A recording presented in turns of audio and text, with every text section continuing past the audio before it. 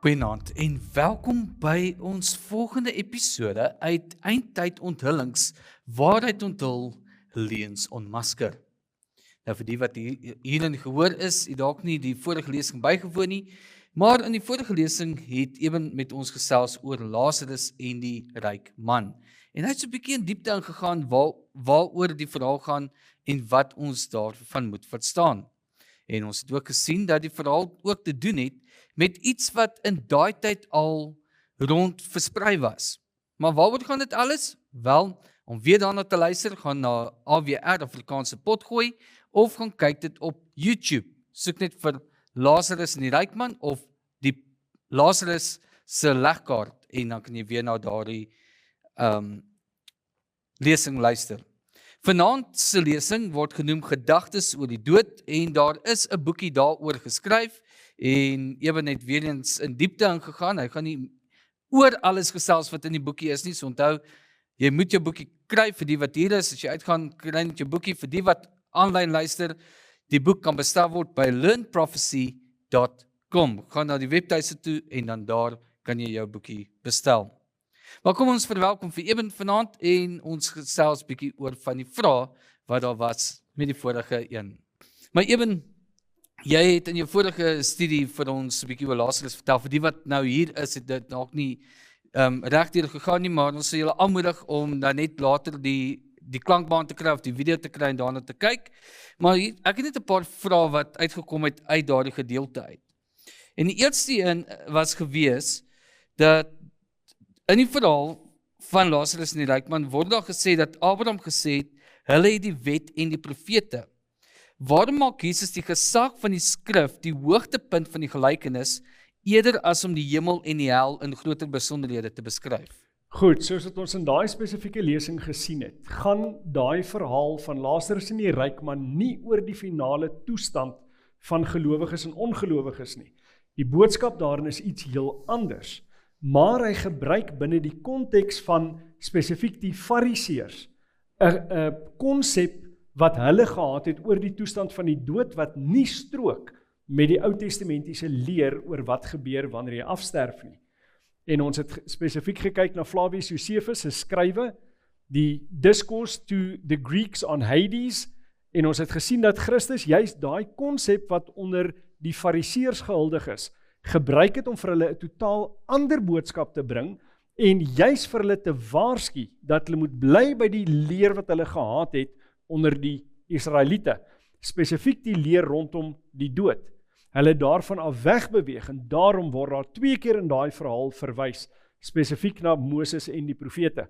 Met ander woorde, hulle moet gaan kyk na wat die geskrifte wat hulle in glo werklik leer oor wat gebeur wanneer iemand sterf, maar die kruks van daai boodskap is dan eintlik niks te doen met die toestand van die dood nie, maar het gewaarsku dat die Jode wel op 'n plek kan eindig wat hulle nie verwag nie. Hulle kan in die plek van vlamme eindig, terwyl die heidene in die boesem van Abraham kan eindig. Die tweede vraag, die ryk man het gevra dat Lazarus uit die dood teruggestuur moet word om sy broers te waarsku. Nou ons weet nou uit die lesing uit, dit is nie 'n regte ding wat wel gebeur het nie, maar het Jesus hiermee profeties verwys na die opwekking van die historiese Lazarus en uiteindelik na sy eie opstanding en na die ongeloof wat steeds sou voortduur ten spyte van daardie wonderwerk? Mens kan nie sommer net aanneem dat dit 'n profetiese vooruitspelling was van dat Lazarus uit die dood uit opgewek gaan word nie. Daar's net eenvoudig nie genoeg bewys vir ons in die Bybel daaroor nie. Wat ons wel kan sê, die feit dat die naam Lazarus daarin voortkom, gee wel vir ons 'n verwysing terug na die Sirofenisiese of dan nou ook die Kananeese vrou, afhangende van watter evangelie jy lees, en ons het daar verbale parallelle gehad. Die verwysing na honde, na die tafel, na die krummels, en dan ook daai naam Lazarus, wat beteken Here help. Wat was haar woorde toe sy voor Jesus neergeval het? Here help my. Met ander woorde, dis 'n 4de verbale parallel tussen daai verhaal en dan nou hierdie verhaal van Lazarus en die ryk man. En jy het ook vir ons baie mooi verduidelik oor die taalgebruik, dat die woorde wat sy sou gesê het, sou opgewees het, Correct. Lazarus. As sy Hebreëus gepraat het, het sy gesê El Azar, El God, Azar, help, of dan nou as sy Grieks gepraat het, het sy gesê Lazarus. En daai was myself 'n interessante een toe hy dit noem, want dis ek van, ek het dit nooit geweet nie, dat dit eintlik is wat die naam beteken, is om te help. Die derde vraag, waarom kan die boesem van Abraham nie die hemel wees nie? Okay. As mens daai verhaal sou neem as die werklike hemel aan die een kant, boesem van Abraham, en aan die ander kant die plek van vlamme as die hel, dan beteken dit daar's kommunikasie tussen die mense wat in die hemel is en die mense wat in die hel is. En as jy dan daai konsep het van hel wat vir ewig brand en hemel wat vir ewig bestaan, dan beteken dit dat die mense wat in die hemel is, voortdurend nie net die ander mense wat in die vuur brand kan sien nie, maar die hele tyd ook met hulle kan kommunikeer. Klink dit enigsins soos hemel? Ek meen, dis absoluut 'n ander tipe van konsep, maar die oomblik wat jy na daai kultuurhistoriese konteks gaan kyk van die Fariseërs spesifiek, dan sien jy dis 'n konsep wat hulle gehuldig het vir 'n paar 100 jaar voor Christus alreeds. En hy gebruik dan daai konsep wat hulle gehuldig het om 'n totaal ander boodskap aan hulle en eintlik 'n waarskuwing aan hulle te bring. Dat hulle nie moet dink hulle is iets besonders en die hemel is op die ouene net vir hulle beskore nie. Inteendeel, ons het daai parallel gesien wat jou terugvat na Johannes die Doper toe, wat vir hulle gewaarsku het, maar die byl is alreeds aan die wortel van die boom. Ja, dis alvraag wat ons dan het op daardie onderwerp. Weereens, as jy meer daaroor wil weet en wat baie goed is, die onderwerp van Lazarus en die ryk man is nie in sy eie boekie vorm nie. Dit is in hierdie boekie te finde. So, as jy dan meer wil weet, rakende die onderwerp, kry jy boekie vanaand. Vir die wat aanlyn luister, gaan na learnprophecy.com. As jy enige vrae het oor vanaand se onderwerp, of as jy van die vorige episodes deurgeluister het en dan nog vrae daaroor, onthou jy kan jou vrae vir ons instuur op ons WhatsApp nommer 060 248 1172 060 248 1172 of gaan na die webtuiste awrafrikaans.org en op die tuisbladsy sal jy dan sien waar die opsie is. Maar kom ons maak dan nou gereed vir vanaand se lesing getiteld Gedagtes oor die dood. Dankie Eben. Dankie Heinrich. Die inligting wat ek vanaand gaan deel is vir baie mense wat nou luister, wat kyk, miskien totaal en al vreemd. So my vraag is, luister na wat ek gaan aanbied, kyk na die tekste en doen dan self ook 'n studie na die tyd. Gaan kyk wat die Bybel sê, want soms gebeur dit dat oor baie jare, eintlik oor nie net dekades nie, maar ek wil amper sê oor millennia, kruip daar soms goeters in die gedagte van mense in wat net eenvoudig nie meer strook met die Bybel nie. Maar hulle word groot met sekere idees, met sekere konsepte, en as jy dit toets aan die woord, dan kom jy agter maar die fondasie van daai idee kom nie uit die Bybel nie. En dis juist wat ons nou gaan na kyk, na gedagtes oor die dood. Ons gaan dit 'n bietjie bedink, ons gaan daaroor besin, en ons gaan ook kyk waar sommige van hierdie idees wel versterk word in die gedagtes van mense vandag. Beide deur die media, deur boeke en selfs deur speletjies. So kom ons delf in en ons kyk aan die moderne sienings van die dood, verskil afhangende van in watter geloof jy is ensovoorts. Maar ons kyk na 'n paar idees. Nommer 1, reïnkarnasie. Nou wat is reïnkarnasie? Reïnkarnasie is die idee dat wanneer jy sterf, jy nie werklik sterf nie, jy begin eintlik net in 'n ander vorm weer te leef. Nou, sommige van die godsdienste wat in reïnkarnasie glo dat as jy goed was in die formaat wat jy in geleef het, totdat jy gesterf het, dan gaan jy in 'n beter vorm terugkeer. Maar, as jy sleg was, dan gaan jy iets slegter terugkom. Byvoorbeeld, as jy 'n mens was, en jy was sleg, kan jy miskien terugkom as, wie weet, padda of akedus of een of ander ding. Maar as jy nou weer goed was, dan kan jy in 'n hoër formaat terugkeer. Nou dit klink vir baie mense vandag vreemd, maar tog sien ons dat daar 'n noemenswaardige hoeveelheid mense is wat nog steeds in daardie konsep glo. Nou ons gaan moet kyk wat is die onderliggende idee daaraan, sodat ons kan verstaan hoe skakel dit in ander sienings oor wat gebeur wanneer iemand sterf. 'n Ander idee is vagevuur.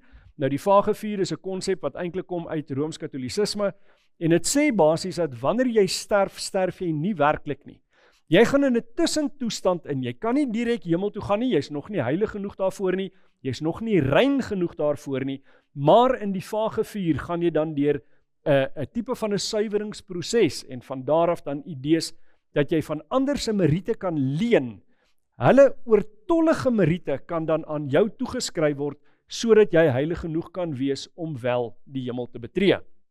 Dan kry ons ook die idee van geeste of spooke, en soos ons ook weet, dis iets wat meeste van ons baie bekend is mee van kindsbeen af. Nou, daardie idee is dat 'n persoon wat afgesterf het, nie werklik dood is nie, maar dat die gees van daai persoon wel dan met jou kan kommunikeer, of selfs aan jou kan verskyn. Maar dit is nie 'n beliggaamde vorm nie. Dis gewoonlik die idee van iets wat half deurskynend is, of is 'n skynsel, of daai tipe van ding. Alhoewel, verskillende mense het ook wel verskillende konsepte van wat spooke dan behels. 'n volgende ene is die idee van spiritisme. Nou, spiritisme is dit nie noodwendig 'n fisiese verskynsel nie, maar in spiritisme kry jy dikwels dat jy dan kommunikeer met iemand wat afgestorwe is. Daai persoon weet sekere dinge, wat moontlik 'n geheim kon wees net tussen jou en daai persoon, en dan word die persoon oortuig, maar is werklik daardie individu met wie ek nou praat. So hulle praat met hulle ma, of hulle pa, of hulle boetie of sussie, of ouma of oupa, wie ook al afgesterf het, en hulle doen dit dan op verskillende wyses. Somtyds is dit deur iets soos 'n Ouija board, wat jy met so 'n persoon kan skakel, ensovoorts. Maar die basiese konsep, die persoon wat afgesterf het, is nie werklik dood nie, hulle is nog in 'n bewuste toestand iewers en kan met jou kommunikeer. Nog 'n vorm van hierdie idee is vampiere. Nou kan julle sê, maar dit klink baie vreemd. Hoe kan jy nou praat van vampiere as iets wat eintlik dood is? Dit gaan eintlik daaroor dat dit spreek van onsterflikheid. Hoe kry hulle daai vermoë om dan verder te lewe uit die aard van die saak? Hulle moet die bloed van ander mense drink ensovoorts, en dit gee dan nou weer vir hulle krag, maar bring die ander persoon wat gebyt word dan ook binne die lewensmilieu wat hulle beklee. Hulle word dan ook 'n vorm van vampier of iets van daai aard. En dan kry ons natuurlik die idee van zombies. Nou, zombies word in Engels baie keer na verwys as the undead. So dis iemand wat dood is, maar nie werklik dood is nie. Maar dis nie asof hulle normale denke het soos 'n normale persoon nie. Hulle is 'n zombie, hulle doen maar net dit wat ek wil amper sê, hulle natuur hulle na toe dryf, en hulle wil dan ook die lewendes aanval.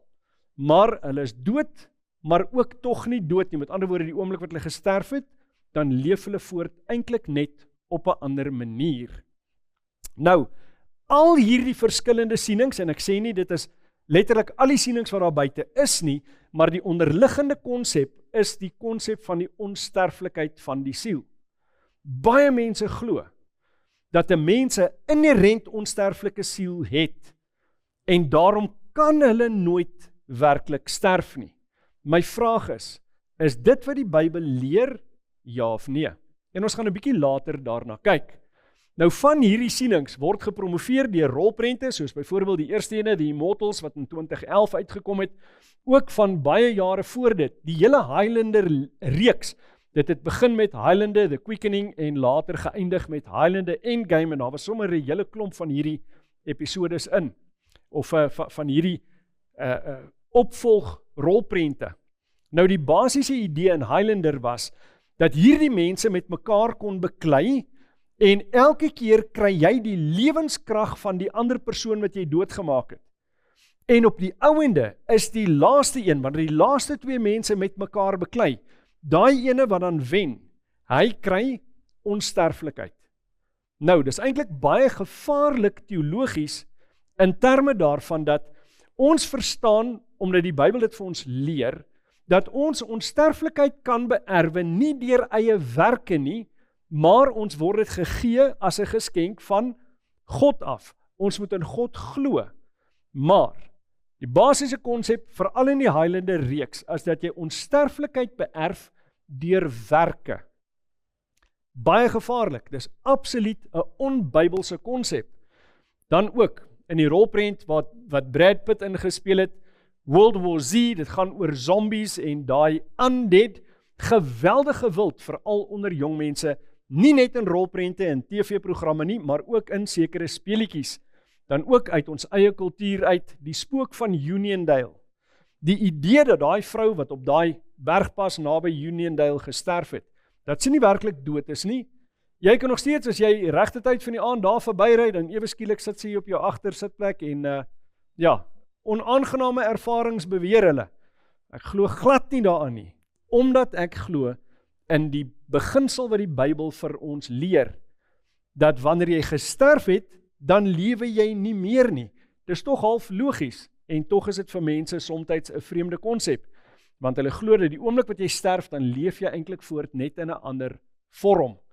Nou, ook in ander rolprente, soos in die Harry Potter reeks, veral Harry Potter and the Philosopher's Stone, die ene wat se dekblad daarop is, het hulle daai konsep van die elixir van die lewe, dat as jy 'n sekere mengsel dan nou kon maak, en jy het dit dan nou gedrink, dan kan jy voortleef, dan verwerf jy onsterflikheid deur iets wat jy self gemaak en gemeng het.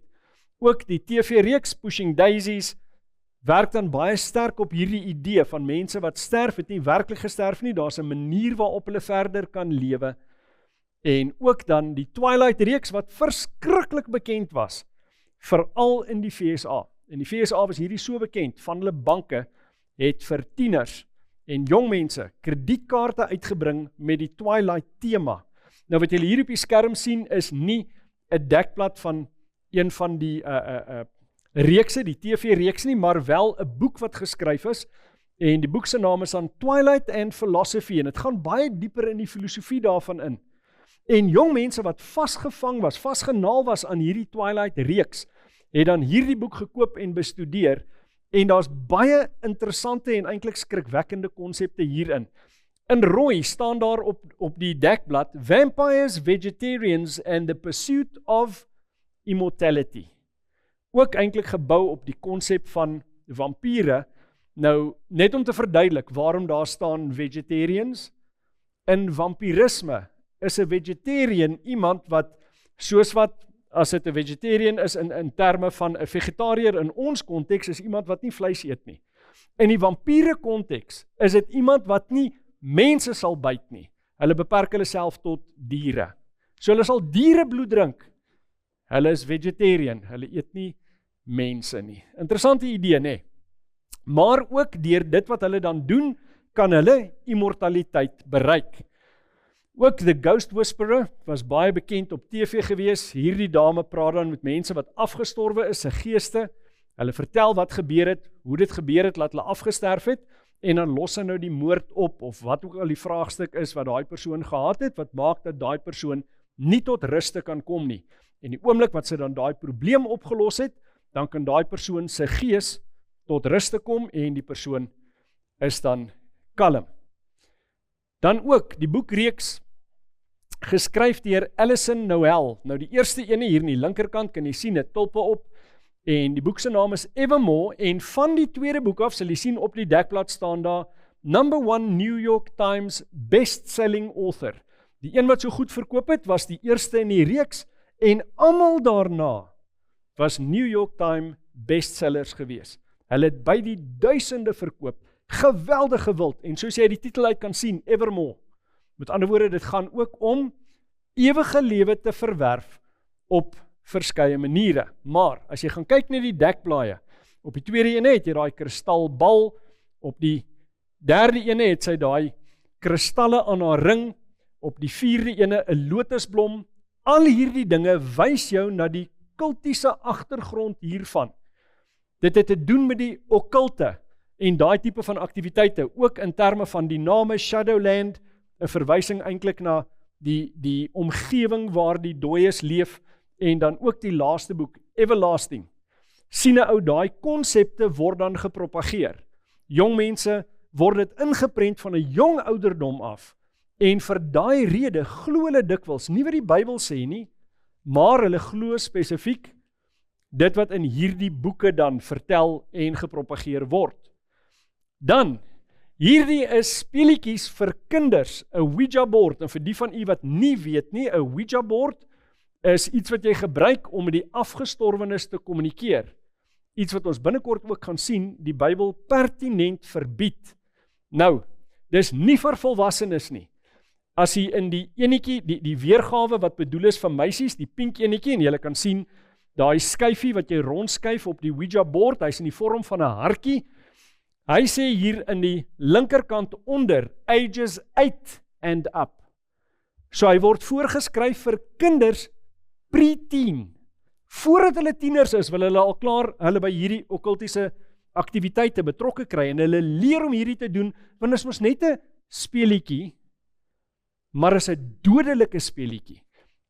Dan ook op die regterkant, daar's 3 kaartjies, en dan sê dit daar op die teks, nou ook met voorstelle van die tipiese vrae wat jy die afgestorwene kan vra.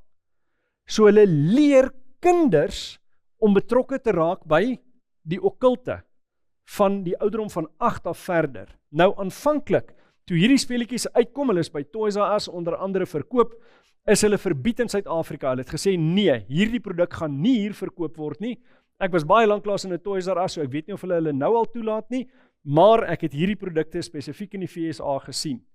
Nou enigiemand wat enigiets weet van bemarking af, jou teikenmark, jy plaas jou produk op die gesighoogte van die persoon wat jy teiken, wat jy wil hê hierdie moet koop.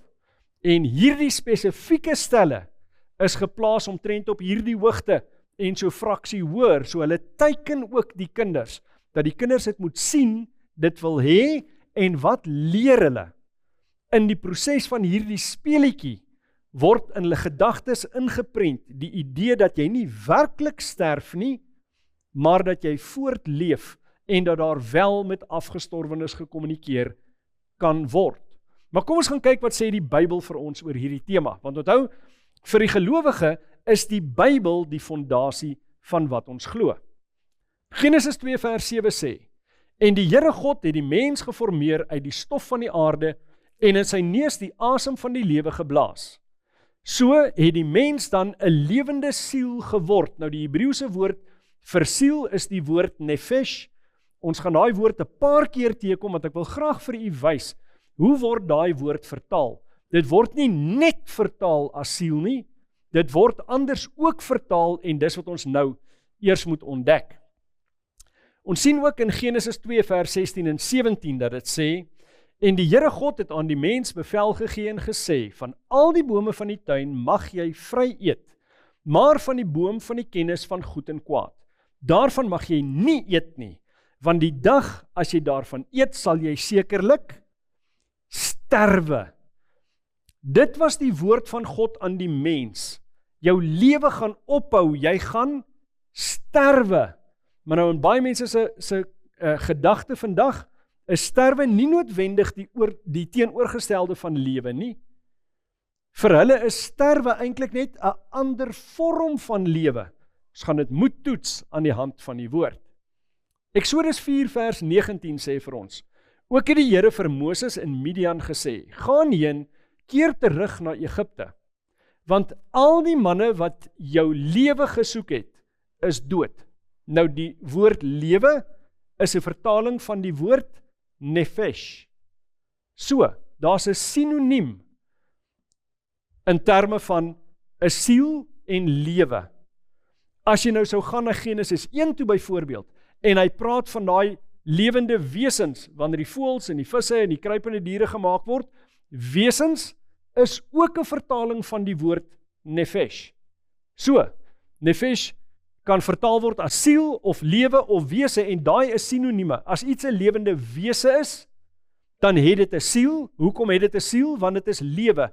Die beginsel van lewe is presies dieselfde vir mens en vir dier.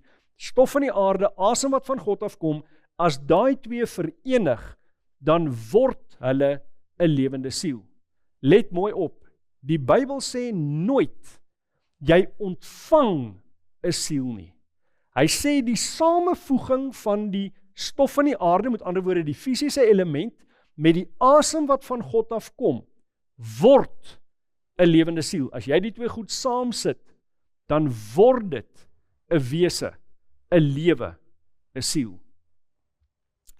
Nou, wat gebeur wanneer iemand sterwe? Ons nou net gesê, dis wat gebeur as iemand begin lewe, daai twee elemente kom by mekaar, so ons kan logies gewys verwag dat die Bybel vir ons vertel dat wanneer iemand sterwe, is wanneer hierdie twee goed van mekaar geskei word. Kom ons gaan kyk of dit so is. Psalm 104 vers 29. En neem hulle asem weg, en hulle sterwe en keer terug tot hul stof. So die asem wat van God afkom, keer terug na hom toe, en wat gebeur met die liggaam? Dit keer terug na die stof toe. Dink nou in terme van siel. As die twee by mekaar kom, dan word dit 'n lewende siel. Wat gebeur as die twee van mekaar geskei word? Is daar nog lewe? Nee, met ander woorde, is daar nog siel? Nee. Want lewe en siel is sinonieme van mekaar. Siel kan net bestaan as daai twee elemente by mekaar is. Ons kyk nou nog 'n geval in die Bybel. Job 34 vers 14 en 15. As hy op homself ag sou gee en sy gees en sy asem na hom sou terugtrek, dan sou alle vlees tesame die asem uitblaas en die mens sou tot stof terugkeer. Weereens dieselfde verduideliking. Wanneer iemand sterwe, is daar 'n skeiding tussen die fisiese element, die stof en die asem wat van God afkom. Nog 'n voorbeeld, en hierdie keer in meer gevleelde poëtiese terme. Hy praat hier van die lewe as 'n silwerdraad, 'n kruik ensovoorts, en hy sê, voordat die silwerdraad verwyder word, en die goue oliekruik stukkend val, en die kruik by die fontein gebreek word, en die wiel stukkend in die put val, en die stof na die aarde terugkeer soos dit gewees het, en die gees na God terugkeer wat dit gegee het. Weereens die twee elemente, die een keer terug na die stof, die ander een keer terug na God. So ons het daai skeiding van daardie twee elemente. Ook in Lukas 23 vers 46 sien ons die basiese beginsel daarvan, hierdie keer in die Nuwe Testament. En Jesus het met 'n groot stem uitgeroep en gesê, Vader, in u hande gee ek my gees oor. Nou die woord wat hier vertaal word gees is die woord pneuma. Dis ook net om dit te verduidelik. Dis waar ons die term 'n pneumatiese drill kry. Wat is 'n pneumatiese drill? Dis ene wat met lug werk, met wind. Nou daai woord is ook asem. So, hy blaas sy asem uit. En wat gebeur? Dit sê, en toe hy dit gesê het, blaas hy die laaste asem uit. Wat doen hulle met sy liggaam? Hulle plaas sy liggaam in die graf. Hoekom? Hulle het gedink sy liggaam gaan terugkeer na stof, soos dit met alle ander mense is. Maar in Jesus se geval gebeur dit nie. Want Jesus is nie gewone mens nie. Hy is die vleesgeworde seun van God. Goed, maar die verwagting was, asem gaan na God toe en sy liggaam, die verwagting was dat dit sou terugkeer na stof. Ook later met Stefanus in Handelinge 7 vers 59 sien ons, en hulle het Stefanus gestenig, terwyl hy die Here aanroep en sê, Here Jesus, ontvang my gees. Weereens gees, pneuma, dis die asem wat terugkeer na God, en wat gebeur met sy liggaam? Sy liggaam is dit wat oorbly, nog gestenig word, en wat op die ouene in 'n graf geplaas word, en terugkeer na stof. So, die konsep van om te sterwe in die Bybel, is die presiese teenoorgestelde van dit wat nodig is om lewe of 'n siel te vorm. Wanneer daai twee by mekaar kom, kry jy 'n lewende siel. Wanneer hulle van mekaar geskei word, dan sal nie meer lewe nie. Met ander woorde, nie meer siel nie. Nie aktief nie, verseker. Dan leef die siel voort. Spreuke 19 vers 16 sê, wie die gebod hou, bewaar sy lewe. Dis die woord nefesh. En dan sê hy wat sy wee nie ag nie, sal sterwe. Met ander woorde, die konsep van lewe en sterwe is teenoorgesteldes. Om te sterf kan nie net 'n ander vorm van lewe wees nie. Dis die totale afwesigheid van lewe. Wanneer jy lewe, is jy bewus, so wanneer jy dan sterwe, moet jy wat wees? Onbewus. Ons gaan dit moet toets, ons kan nie net eenvoudig aanvaar wat ek hier sê nie, ons moet gaan kyk, wat sê die Bybel daaroor? Want die Bybel is die grondslag van ons geloof. So, Esegiel 18 vers 4, kyk, al die siele is myne, soos die siel van die Vader, so die siel van die seun. Hulle is myne. Die siel wat sondig, die moet sterwe. So wat leer die Bybel? Kan 'n siel sterwe, of is 'n siel dan ewig? Volgens die Bybel, 'n siel kan sterwe, verseker. Maar let op, watter siel sterwe? Op die ou ende gaan ons in ons studie ontdek dat sekere mense 'n gawe gaan ontvang. En daai gawe is dat hulle onsterflikheid ontvang. Hulle het dit nie inherent nie. Niemand het inherent onsterflikheid nie. Ons kom binnekort weer daarby uit. Psalm 146 vers 4. Sy gees gaan uit, hy keer terug na sy aarde toe. Op daardie dag is dit met sy planne gedaan. Dis wat die Afrikaanse ou vertaling sê. Ek is mal oor die Afrikaanse ou vertaling. Vir my, dis my gunsteling van die Afrikaanse vertalings. Maar in hierdie spesifieke geval, is die Afrikaans nie so goed vertaal soos die Engels nie. So ons gaan kyk na die Engels en ons kyk of ons 'n bietjie meer daaruit kan leer. Hy sê daar, his breath goes forth. He returns to the earth. In that very day, his thoughts perish. Met ander woorde, hy kan nie meer dink nie. Hoekom? Want hy het gesterf.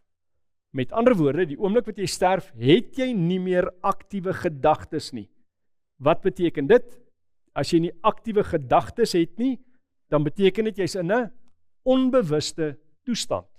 So, ons kyk wat sê Prediker 9 vers 4 tot 6. Want solank as iemand by al die lewendes behoort, is daar hoop. Want 'n lewendige hond is beter as 'n dooie leeu.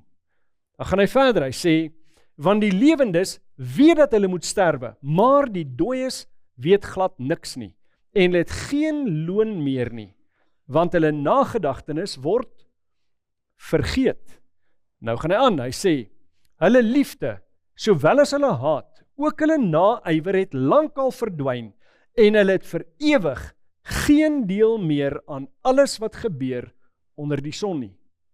So, as ons hierdie teks lees, verstaan ons waarom die Bybel ook sê, ons mag nie kontak hê met afgestorwenes nie, want die afgestorwenes het geen deel meer aan wat hier gebeur nie. So nou dink jy praat met 'n afgestorwene, 'n familielid, iemand aan wie jy baie naby was, maar dit is nie daai persoon nie, want die persoon het nie meer denke nie, is nie in 'n bewuste toestand nie. So met wie en wat kommunikeer jy? Nie met daai persoon nie, maar daar's 'n verleier in hierdie wêreld. Ene wat weet wat daai gesprekke is wat jy gehad het, so hy gaan troetelnaapies ken en net so kan 'n mens mislei word.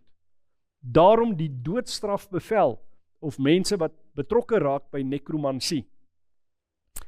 So, Prediker 9 vers 10 sê, alles wat jou hand vind om te doen, doen dit met jou mag, want daar is geen werk of oorleg of kennis of wysheid in die doderyk waar jy heen gaan nie. Wanneer jy gesterf het, weet jy niks, jy het geen kennis nie. So waarom wil jy met 'n afgestorwene kommunikeer? Hulle kan geen kennis bydra nie en hulle het geen wysheid om jou te help nie. Hulle kan nie met jou kommunikeer nie.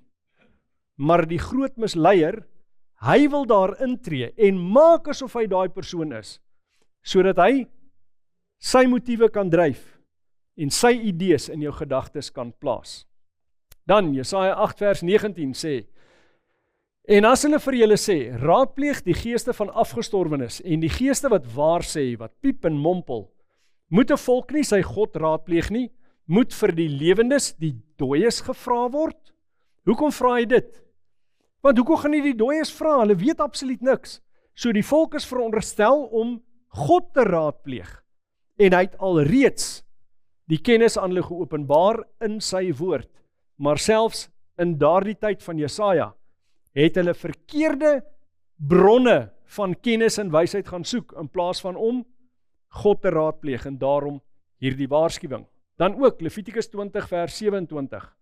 En as daar 'n man of vrou 'n gees van 'n afgestorwene is, of 'n gees wat waar sê, moet hulle sekerlik gedood word. Hulle moet gestenig word.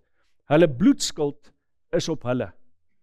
Hierdie saak was in die Ou Testamentiese tyd so ernstig, as jy jou daarbey betrokke gemaak het, moes jy uitgeroei word. Jy moes doodgemaak word. Want jy het jou dan geskaar by die magte van die duister, by die okkulte. So, hoe beskryf die Bybel die dood? As ons die Bybel gaan bestudeer en ons gaan sê, wat is die woorde, die termes wat die Bybel kies om te gebruik? Nie net in die Ou Testament nie, maar in die Ou Testament en in die Nuwe Testament. Watter beeld skep dit vir ons? Job 14 vers 10 tot 12. Maar 'n man sterwe en is magteloos. Ja, 'n mens blaas die asem uit. En waar is hy? Die waters verdwyn uit die groot waterplas en die rivier droog uit en lê droog. Met ander woorde, wat probeer dit vir ons sê? Soos wat daai water verdwyn, die persoon is nie meer nie. Dan gaan hy verder, hy sê, so lê die mens daar sonder om weer op te staan, totdat die hemele nie meer is nie, word hulle nie wakker of uit hul slaap opgewek nie. Let op, die Ou Testament verwys na die dood as 'n vorm van slaap. Nou wanneer jy in diep slaap verkeer, is jy bewus van wat om jou aangaan? Het jy invloed op die mense buite? Nee, jy's in 'n slaaptoestand, jy's dormant, jy's onbewus van wat om jou gebeur. Kom ons kyk of nog gedeeltes in die Bybel dit ondersteun. In die Nuwe Testament, Johannes 11 vers 11 tot 14. Dit het hy gespreek en daarna sê hy vir hulle, Lazarus, ons vriend, slaap, maar ek gaan om hom wakker te maak. Sy disipels sê toe, Here, as hy slaap, sal hy gesond word. So hoe het hulle dit verstaan? Hulle verstaan dit as hy het net so 'n bietjie van 'n russie gaan vat, dat hy bietjie kan aansterk, dat hy beter kan voel. Maar, Bybel sê, maar Jesus het gespreek van sy dood, terwyl hulle gedink het, dat hy van die rus van die slaap spreek. En toe sê Jesus vir hulle ronduit, Lazarus is dood. So wat noem Jesus self die dood? Wat is die metafoor? Dis soos 'n slaap. Nou waarom 'n slaap? As ons gaan slaap vanaand, dan verwag ons dat ons môre gaan opstaan. Alle mense, gelowiges of ongelowiges, gaan wanneer hulle sterf in 'n tydelike onbewuste toestand in waarvanaf hulle gaan terugkeer. Ons gaan nou 'n Bybelverwysing daarvan sien. Met ander woorde, dis soos 'n slaap, dis tydelik, dis nie ewig nie. Goed? So net soos wat jy nou vanaand gaan slaap en môreoggend opstaan, so gaan iemand sterf, hulle gaan in daai dormante, onbewuste toestand in, tot op daai spesifieke tyd wanneer hulle weer opgewek, of dan nou wakker gemaak word uit die dood uit. 1 Korintiërs 15 vers 6. Daarna het hy verskyn aan oor die 500 broeders tegelyk, waarvan die meeste nou nog lewe, maar sommige al ontslaap het. Wat beteken ontslaap? Om te sterwe. Goed? So dis beide Ou en Nuwe Testament terminologie om te verduidelik wat gebeur wanneer jy sterf. So, in die Engels, in die King James, but some are fallen asleep, baie duidelik gestel wat met hulle gebeur. Nou, tot wanneer? Tot wanneer gaan jy in daai dormante, onbewustelike toestand wees? Job 14:14, as 'n mens sterwe, sal hy weer lewe. Dan sou ek hoop al die dae van my stryd, totdat my aflossing kom. Weereens, ek is mal oor die Afrikaanse ou vertaling, maar somtyds is die Engels beter vertaal en ook so in hierdie geval, veral wanneer jy ook terugverwys na die grondteks toe, wanneer jy gaan kyk wat sê die Hebreëus vir jou. Nou ek wil nie te tegnies hier raak nie, ek gaan bloot net verwys na die Engelse teks, want hy druk dit baie, baie mooi uit. Hy sê daar, if a man die, shall he live again? All the days of my appointed time will I wait, till my change come. Nou let mooi op, hy praat van 'n appointed time. Wat is die appointed time? Die tyd tussen wat jy sterwe en wanneer jy opgewek gaan word. Hoekom sê ek dis wanneer jy opgewek gaan word? Want wanneer jy opgewek word, kom daar 'n verandering in jou toestand. Nou, praat die Nuwe Testament ook hier dieselfde taal? Kom ons gaan kyk. 1 Korintiërs 15 vers 51 tot 54. Kyk, ek deel julle 'n verborgenheid mee. Ons sal wel nie almal ontslaap nie, met ander woorde, ons sal nie almal sterf nie, maar ons sal almal verander word. Nou hier praat hy spesifiek eers van die wat lewend is met die wederkoms van Jesus Christus. Want hulle lewe, maar hulle moet verander word, want die verganklike kan die ewigheid nie beerwe nie. So hulle moet oordek word met onverganklikheid. Hulle moet onsterflikheid ontvang. En dan gaan hy verder, hy sê, in 'n oomblik, in 'n oogwink, by die laaste basuin, want die basuin sal weer klink en die dode sal onverganklik opgewek word. Nou, hoekom is hulle dood? Want hulle was verganklik en nou moet hierdie verandering plaasvind. The change must come. Wanneer hulle verganklike liggame opgewek word en oordek word met onverganklikheid sodat hulle vir ewig kan lewe. Dan gaan hy aan en hy sê, en ons sal verander word. So die wat gesterf het, word opgewek en verander om ewig lewend te wees. En dan die wat gelewe het, wat nog nie gesterf het, wanneer Jesus kom nie, hulle word ook verander en beklee met onsterflikheid of onverganklikheid. Hy gaan dan verder, hy sê, want hierdie verganklike moet met onverganklikheid beklee word en hierdie sterflike moet met onsterflikheid beklee word. En wanneer hierdie verganklike met onverganklikheid beklee is en hierdie sterflike met onsterflikheid beklee is, dan sal vervul word die woord wat geskrywe is. Die dood is verslind in die oorwinning. Hierdie groepering van gelowiges het sy of hulle lewend was toe Jesus kom en of hulle alreeds gesterf het en nou weer opgewek is, gaan hulle ooit weer die dood ervaar? Nee. So wat hulle aanbetref is die dood verslind in oorwinning. Die dood het geen mag meer oor hulle nie, want hulle is deel van die eerste opstanding. Dit gebeur in die begin van die 1000 jaar. Die ongelowiges gaan eers opstaan in die einde van die 1000 jaar en hulle word nooit beklee met onsterflikheid nie. Dis nie hulle deel nie. Onsterflikheid is iets wat net gelowiges ontvang. So, 1 Tessalonisense 4 vers 16 en 17 sê, want die Here self sal van die hemel neerdaal met 'n geroep, met die stem van 'n aardse engel en met die geklank van die basuin van God. En die wat in Christus gesterf het, sal eerste opstaan. Daar het ons dit nou. Die gelowiges staan eerste op, begin van die 1000 jaar. En daar word hulle dan met onsterflikheid beklee. Dan sê in vers 17, daarna sal ons wat in die lewe oorbly, saam met hulle in die wolke weggevoer word, die Here tegemoet in die lig, en so sal ons altyd by die Here wees. Nou hierdie vers word somtyds gebruik binne die konteks van die geheime wegraping. Ons gaan nie nou daaroor gesels nie, maar môre aand se tema is spesifiek die geheime wegraping. Ons gaan dit ook moet toets in die hand van die Bybel, om te kyk of dit gewig dra of nie. En ons gaan moet kyk wat is die oorsprong van daardie leer.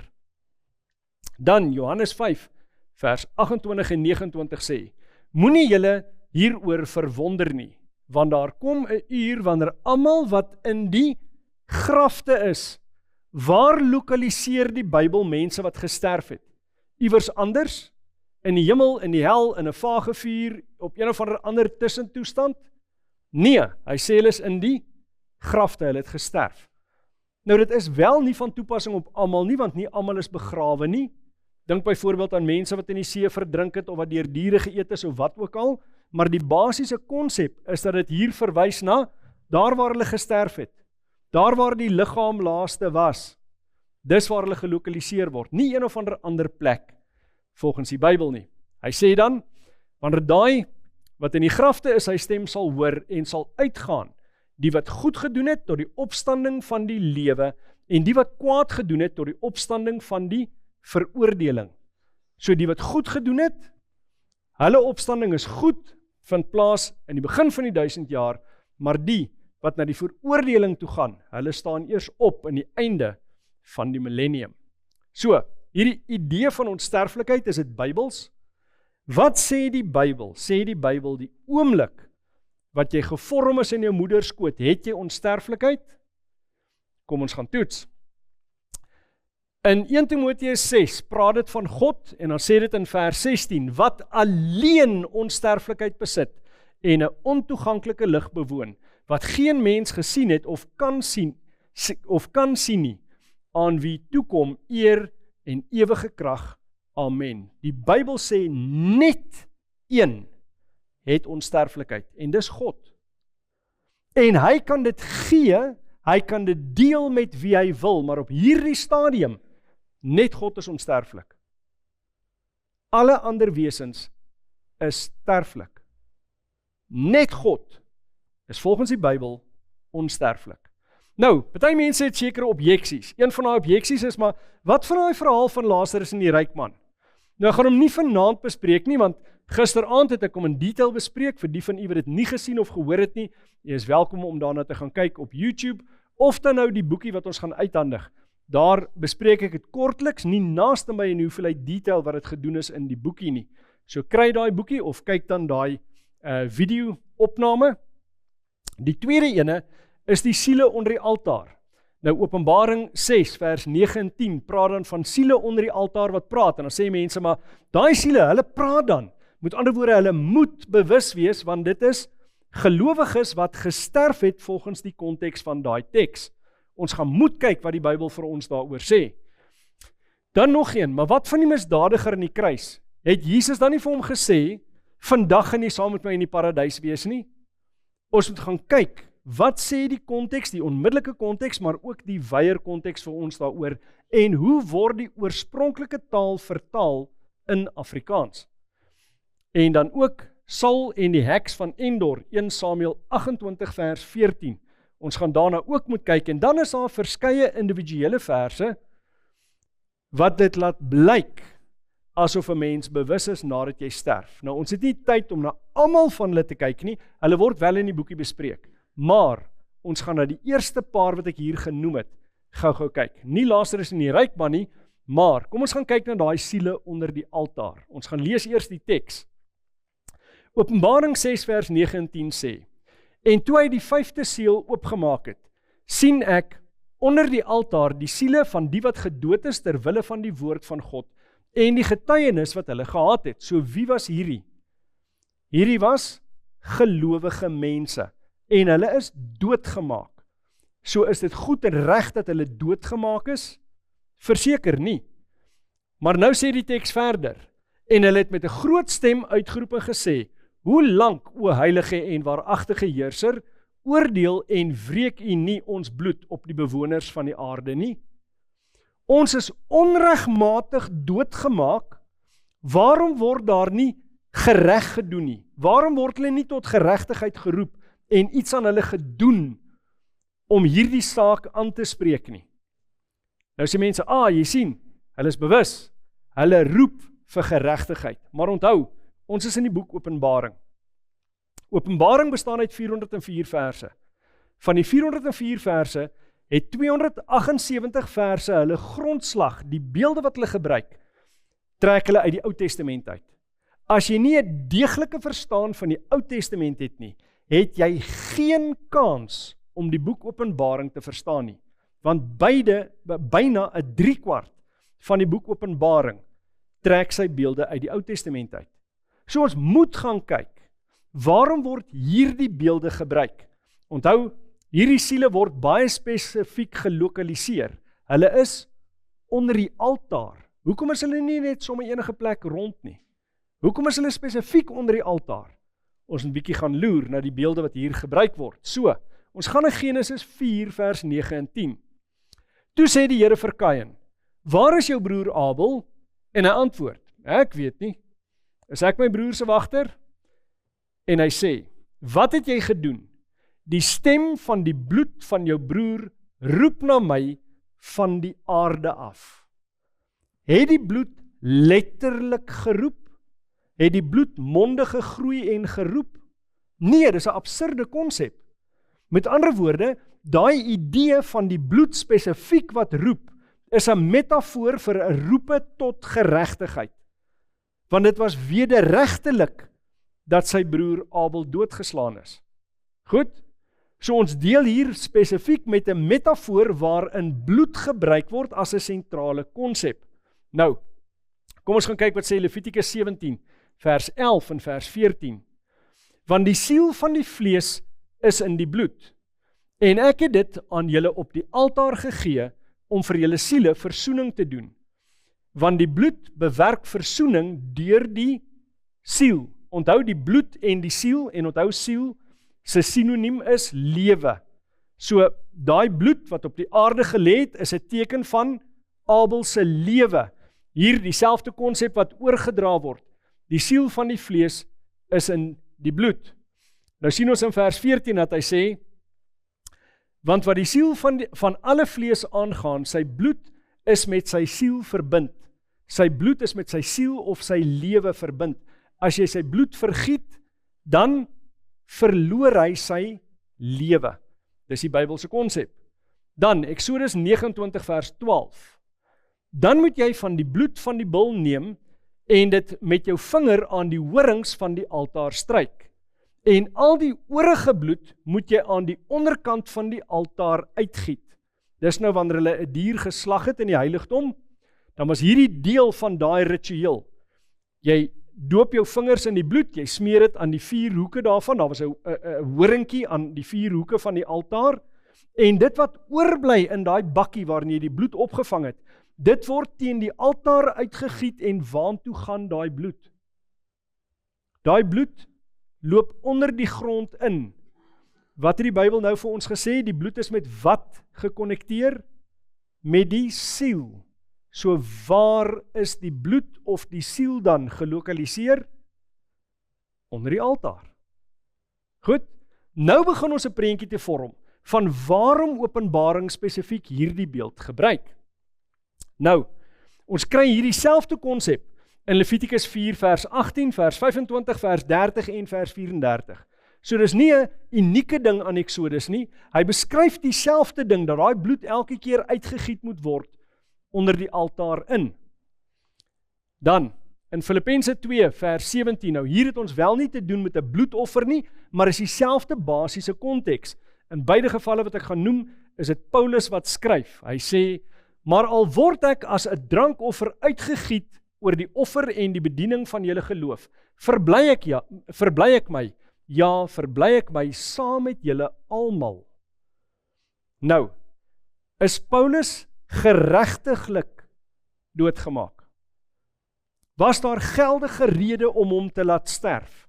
Nee. So hy beskryf homself as 'n offer, en hier is dit nou wel 'n drankoffer, maar dieselfde konteks, dit word gegiet teen die altaar en dit loop onder die altaar in. Dit dan in Filippense, maar in waarskynlik die laaste boek wat hy geskryf het, in 2 Timoteus hoofstuk 4 vers 5 en 6, sê dit die volgende: maar wees jy in alles nugter, ly verdrukking, doen die werk van die evangelis, vervul jou bediening. Want ek word alreeds as 'n drankoffer uitgegiet, en die tyd van my heengaan is naby. En dit wil voorkom asof hy nie baie lank na hierdie gelewe het nie. Toe kom hy ook te sterwe. Weereens die konsep van die uitgiet van daai drankoffer teen die altaar. Waartoe gaan die vloeistof? Onder die altaar in. So hoe verstaan ons binne die groter konteks van Ou en Nuwe Testament daai siele wat uitroep? Is dit letterlike bewuste siele wat uitroep? Kan nie wees nie, dieselfde as met Kain. Die bloed wat uitroep is nie 'n letterlike uitroep nie, dis 'n metafoor vir 'n roepe tot geregtigheid, vir almal wat wederregtelik tereggestel is vir hulle geloof. So wat die siele onder die altaar aanbetref, dis 'n metafoor vir die roepe na geregtigheid, vir die wat in ongeregtigheid gesterf het, ter wille van die waarheid wat hulle verkondig het. Dan, die misdadiger aan die kruis.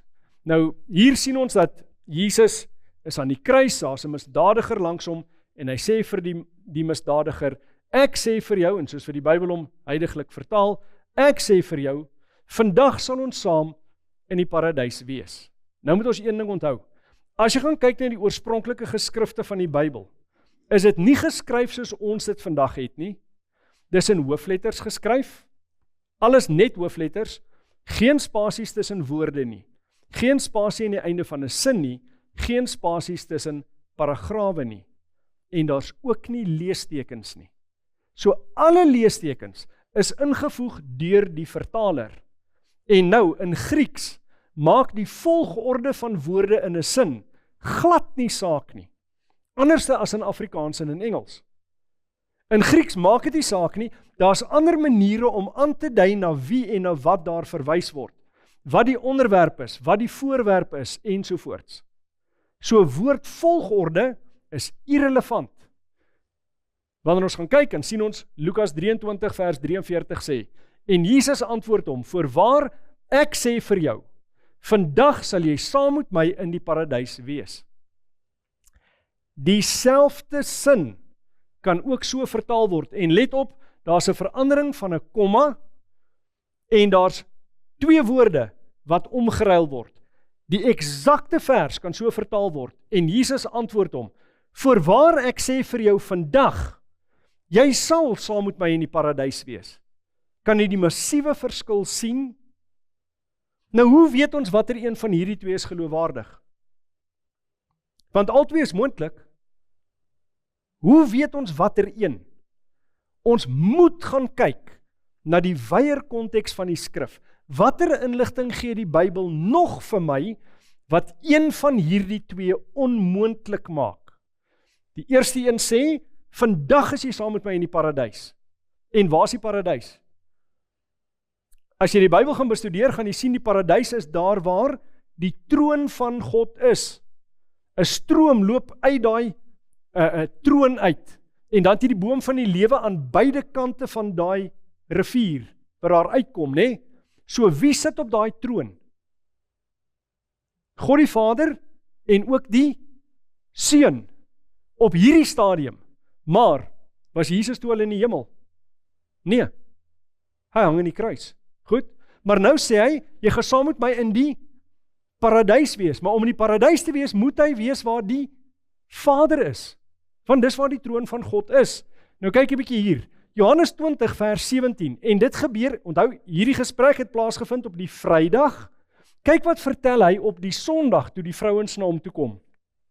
Jesus sê vir haar, raak my nie aan nie, want ek het nog nie opgevaar na my Vader nie, maar gaan na my broeders, en sê vir hulle, ek vaar op na my Vader en julle Vader, en my God en julle God. So nou het jy een van 2 keuses.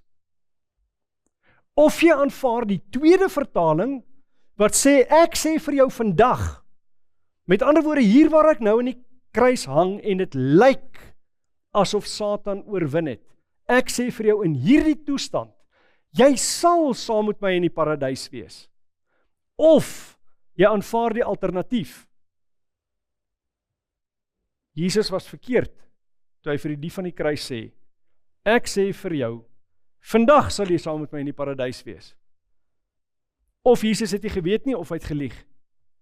Nie een van daai 2 opsies is vir my aanvaarbaar nie. My Messias lieg nie, en hy weet alles. So vir my sê dit, daar's 'n probleem met waar die komma ingesit is. Jesus het, terwyl hy in dieselfde skynbaar swak toestand aan die kruis verkeer het, gee hy vir sy medegekruisigde die versekering, jy sal saam met my in die paradys wees, maar nie vandag nie. Hoekom? Van daai dief gaan sterf, en vir sy bepaalde tyd in 'n onbewuste toestand wees, en wanneer Christus weer kom, met die wederkoms, dan gaan daai misdadiger ook opgewek word uit die dood, en dan saam met Christus hemel toe gaan. Waarom? Want hy's 'n gelowige. So, Saul en die heks van Endor, baie mense sê, ons weet jy's bewus nadat jy gesterf het. Waarom? Want Saul het, toe hy die heks van Endor gaan raadpleeg het hy dan met Saul 'n gesprek gehad. So, Saul moes sekerlik bewus gewees het. Maar, ons loop altyd gevaar as ons die Bybel oppervlakkig bestudeer. Ons moet dieper as die oppervlak delf. Ons moet alles wat die Bybel oor 'n sekere tema sê ondersoek, en dan eers ons gevolgtrekkings maak. Kom ons gaan kyk. In 1 Samuel 28 vers 14 sê dit in die Afrikaans. Toe Saul begryp dat dit Samuel is. Weereens, Afrikaans nie ideaal vertaal nie, toe hy begryp. Kyk hoe vertaal die Engels dit. And Saul perceived that it was Samuel. Het hy vir Samuel gesien? Nee. Hy het vir die heks gevra, wat sien jy? En sy beskryf dit wat sy sien. En hy kom en hy besef, maar hierdie klink soos die beskrywing van Samuel. Maar was dit Samuel? Dink 'n bietjie mooi daaroor, kon dit Samuel wees? Wat was die bevel wat van God af gekom het? Mag jy afgestorwenes raadpleeg? En onthou, Saul homself het die instruksie gegee, dat almal wat nekromansie beoefen, die kommunikasie met afgestorwenes, moet uitgeroei word. So hy het geweet dis verkeerd. En Samuel het ook geweet dis verkeerd. Is daar 'n kans dat Samuel 'n besonders getroue profeet van God? Is daar 'n kans dat hy die doodheid gaan kom en nou met iemand kommunikeer, iets wat hy weet God verbied? Daar is nie manier nie. Geen kans nie. Maar ons het 'n addisionele bewys. Kom ons kyk. 1 Kronieke 10 vers 13 en 14 sê die volgende. En Saul het gesterwe weens ontrou wat hy teen die Here begaan het, weens die woord van die Here wat hy nie gehou het nie, en ook omdat hy die gees van 'n afgestorwene om inligting gevra het, maar die Here nie geraadpleeg het nie. So, as Samuel 'n boodskap van die Here vir hom gebring het, dan het hy mos die Here via die profeet geraadpleeg, maar let mooi op, daarom het hy hom omgebring en die koningskap laat oorgaan op Dawid, die seun van Isai. So God is nooit geraadpleeg nie, ook nie via Samuel nie, want dit was nie Samuel nie. Samuel was dood in 'n onbewuste toestand. So wie was dit? Wie het geweet hoe Samuel lyk? Wie het geweet watter beelde in die gedagtes van hierdie heks opgeroep moet word? Sy is 'n heks, sy is deel van die okkulte, sy is 'n instrument in die hand van die magte van Satan. So die beeld wat by haar opkom, die beskrywing wat sy gee, strook met hoe Samuel gelyk het. Maar God self sê, ek het nie weer met hom gekommunikeer nie. Hy was al reeds verwerp. So, daar's 'n paar ander verse, daardie verse is julle welkom om te kyk. Dis 'n enkel verse, primêr uit die Nuwe Testament uit, julle kan daarna kyk binne daai boeke, maar wat die wyn van Babylon aanbetref, hierdie spesifieke studie oor die dood, alle forme van kontak met afgestorwenes is demonies. Daar is nie 'n goddelike manier om met 'n afgestorwene kontak te hê nie. Dis 'n onbybelse konsep. Mense word gekondisioneer deur media, boeke ensovoorts om spiritisme te aanvaar. Hulle raak dit so gewoond met alles wat deur die kassie vir hulle gewys word, dat dit vir hulle dikwels nie eens vreemd is nie. En ouers begaan die kardinale fout om hulle kinders met okkultiese speelgoed te laat speel, dat wanneer hulle nou regtig by ernstige demoniese goed betrokke raak, hulle al klaar gekondisioneer is. Hulle gaan dit sommer net aanvaar. Dan, heidense konsepte van die onsterflikheid van die siel is reeds in die kerk.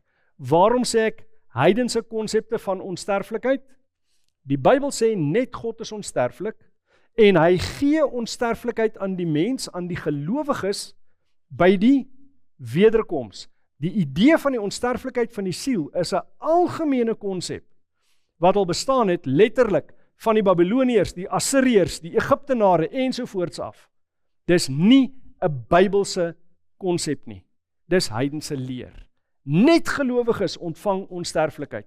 Ongelowiges kan nie onsterflik wees nie, want dis nooit hulle erfdeel van God af nie. So, ons bly by die Bybel en by die Bybel alleen.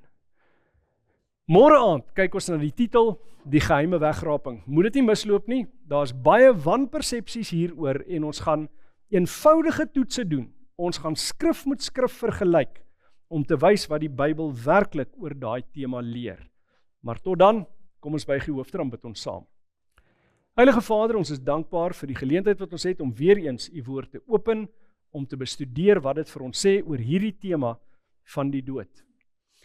Here, en help ons om te bly by dit wat die Bybel sê en om nie net eenvoudig dit wat half in die siege van die mensdom al klaar gevestig is vanuit die heidendom uit, om nie te val vir daai sienings nie, maar om te bly streng by die woord van God en die woord van God alleen.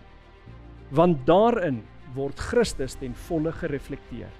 So leer ons, lei ons in ons studie van u woord, deur u Gees, in Jesus naam. Amen.